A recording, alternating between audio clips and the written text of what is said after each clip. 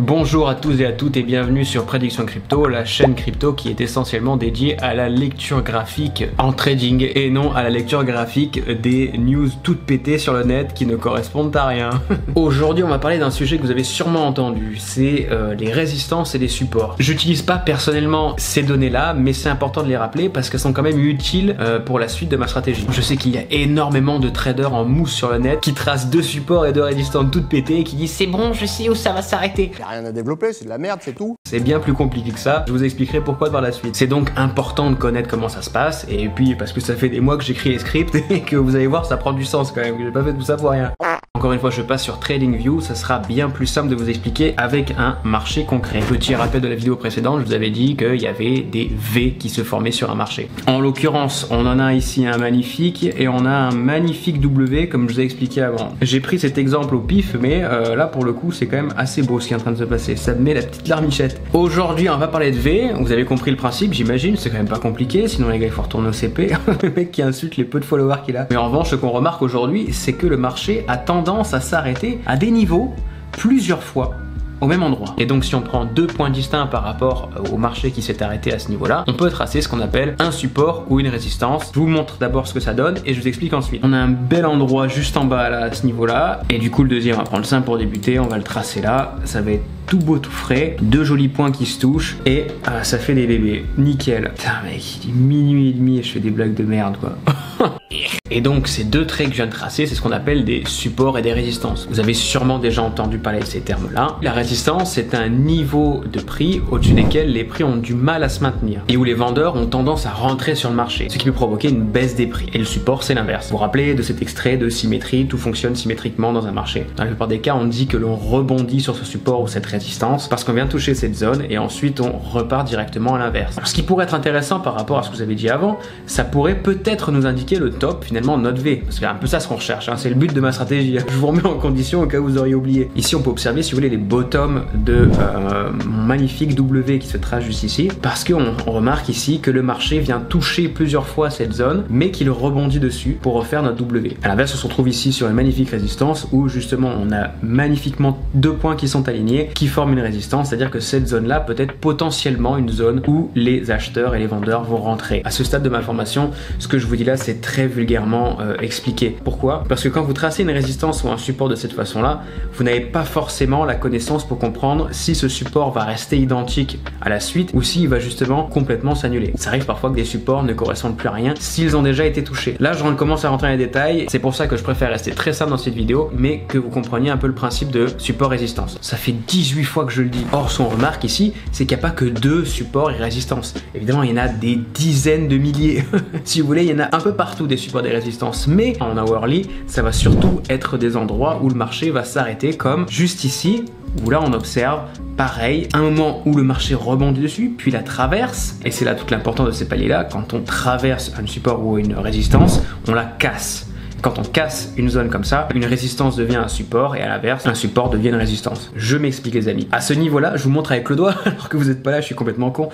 À ce moment-là, vous avez donc le cours du marché qui vient casser ce support, puis la retoucher une deuxième fois, retoucher cette zone-là, donc qui va redevenir une résistance, puis à ce moment-là, on rebondit dessus pour aller toucher la prochaine. Qu'est-ce que ça peut bien pouvoir dire, toute cette merde-là? Ça veut dire que le cours d'un marché quelconque évolue régulièrement entre des paliers, un petit peu comme ça. Sauf que c'est pas toujours le cas, vous vous doutez bien. Bon, ça serait beaucoup trop simple. On trace 4 résistances et 2 supports, on devient crypto bro chez sa mère et on fait des vidéos dans son salon. Je suis désolé, mais ça me dégoûte tellement, moi, les gros mythos dans ce métier. Ça me rend fou. C'est d'ailleurs pour ça que j'ai créé cette chaîne YouTube, par ailleurs. Et donc, ces supports et ces résistances agissent un petit peu à la manière d'un aimant. Il s'avère qu'on vient toucher régulièrement ces zones-là, comme là, je viens de vous montrer, et donc que le marché a tendance à s'arrêter dessus. Et là, on va faire rentrer un autre élément que je vous expliquerai dans une autre vidéo, mais ça s'appelle le Fibonacci retracement. Étonnamment, quand vous utilisez cet outil-là, il va créer automatiquement des zones de support et de résistance qui, comme par hasard, viennent toucher absolument toujours ces zones-là sans que vous ayez besoin de les dessiner par vous-même. Mais là, je m'égare un petit peu parce que le but principal de cette vidéo, c'était de vous expliquer le principe des résistances et des supports. Donc si on reprend notre base, je vous expliquais qu'il y a le V, la pointe du V. On aurait donc tendance à se dire qu'il existe également un support par ici, parce que là, c'est potentiellement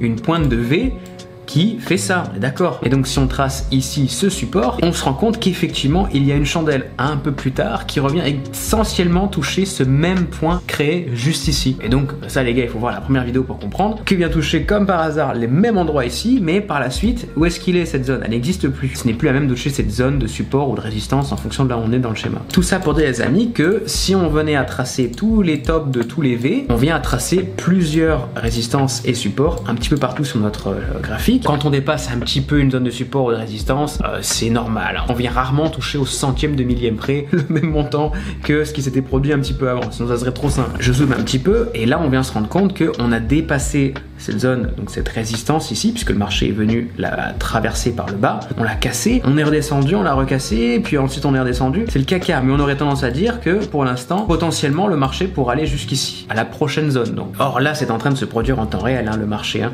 Donc je peux pas vraiment vous expliquer ce qui va se produire, hein, on verra ça demain à la rigueur, mais avec mon expérience, je peux quand même vous dire que on aura plutôt tendance à aller à ce niveau-là. Mais rappelez-vous ce que je vous ai dit dans la vidéo précédente, quand le marché monte très rapidement ou qui diminue très fortement, d'un seul coup, sans interruption de bougies rouges quand c'est des bougies vertes ou de bougies vertes quand c'est des bougies rouges, on a souvent un retour aux sources de moitié par rapport à la montée. Ce qui voudrait dire, donc là je prends un peu au pif hein, les amis, hein, mais qu'au final on devrait arriver à ce niveau de cette zone-là. Donc j'aurais tendance à dire qu'au final on viendra toucher là, dans la matinée, dans l'après-midi, j'en sais rien, il est 1h du mat les gars, j'allais dormir après ça. Deuxième chose à voir, donc je vous ai expliqué un petit peu mes prédictions. Là, pour le coup, ça serait vraiment de la prédiction crypto de bas étage. Je vous ai fait des spéculations qui, pour l'instant, il ne faut pas vraiment les considérer en tant que telles, parce que pour moi, ce n'est pas intéressant de trader uniquement avec les supports et les résistances. Mais une chose intéressante, c'est que si on dézoome, vous allez voir que ces points, ils ont déjà été touchés auparavant. Et alors, on se rend compte qu'effectivement, j'ai pas encore dézoomé, hein, mais je me rends compte en même temps que vous, que là, on se retrouve avec pile poil ici, la même chose qui se produit. Oh putain, j'arrive pas à tracer des rectangles, les gars, je suis un... On a ici la même chose qui s'est produit, un peu plus avant, j'ai pas expliqué, hein, mais allez, on en a un là ici qui est quand même pas dégueu. Ici, j'en ai pas parlé, on n'a pas touché encore cette zone de support, ce qui voudrait dire qu'il y a à nouveau un support ici, potentiellement, à ce niveau-là, puisqu'on est sur notre chute du V. Ça, on le trace ici, voilà, c'est impeccable. Et par la suite, on se rend compte que, bah voilà, ça vient toucher comme par hasard. Et c'est pour ça que je peux comprendre que certains traders n'utilisent que les supports et les résistances, parce que il y a trop de phénomènes qui font qu'on vient toucher juste ces zones-là pour rebondir dessus.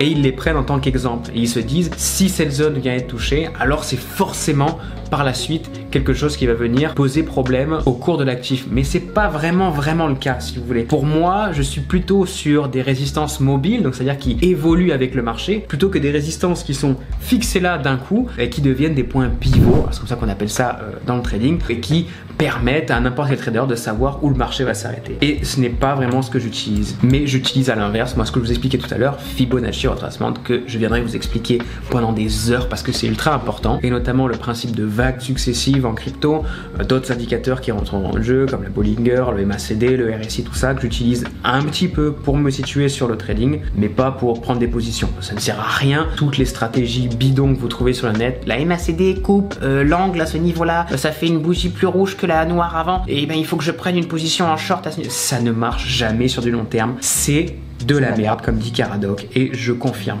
Voilà les amis, c'est un petit cours sur les résistances et les supports. Vous commencez à comprendre qu'il existe des zones sur lesquelles le marché a potentiellement intérêt à s'arrêter plutôt que de continuer bêtement. Je vous invite à me suivre sur mon compte Instagram où je poste des positions gratuites du lundi au vendredi avec un très bon win rate. Autrement, je ne vous expliquerai pas tout ça. Vous pouvez voir en live ce qui se produit. Je suis pas un crypto bro du web qui vous donne des conseils de merde. Suivez-moi même si vous n'avez encore pas vraiment conscience de comment fonctionne le trading. Regardez un petit peu mes positions, essayez de comprendre déjà un petit peu comment je les produis par rapport au marché, et surtout si vous êtes intéressé, tradez avec des faux sous pour l'instant. Backtestez votre stratégie, ne tradez pas avec du vrai argent tout de suite. Vous ne savez pas combien il faut miser par ouverture, vous ne connaissez pas l'intérêt d'avoir un risk management. J'ai pas encore tout développé les gars, et j'ai une vitesse d'editing relativement faible parce que j'ai quand même 3 autres tafs à côté, je vous en ai déjà parlé. Vous avez vu, j'ai fermé les rideaux.